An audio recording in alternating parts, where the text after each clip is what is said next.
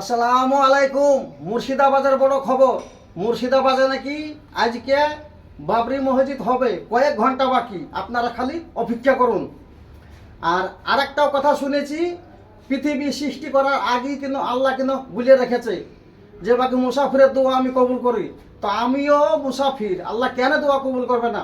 বাবরি মসজিদ যেখানে ছিল ওখানেই হবে, ইনশাল্লাহ হবে। হুমায়ুন কবির ভাইকে আল্লাহ ঈমান দান করেছে, ইমানের জোরে হচ্ছে মসজিদ।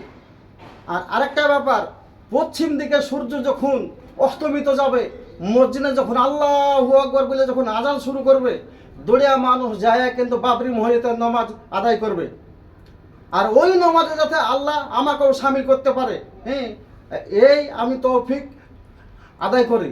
সেজন্যে এখানকার ইট আর আল্লাহর ঘরে 5 টাকা, আমি হচ্ছে গরিব, একবারে শেষ গরিব, আমি 5 টাকা দান করব।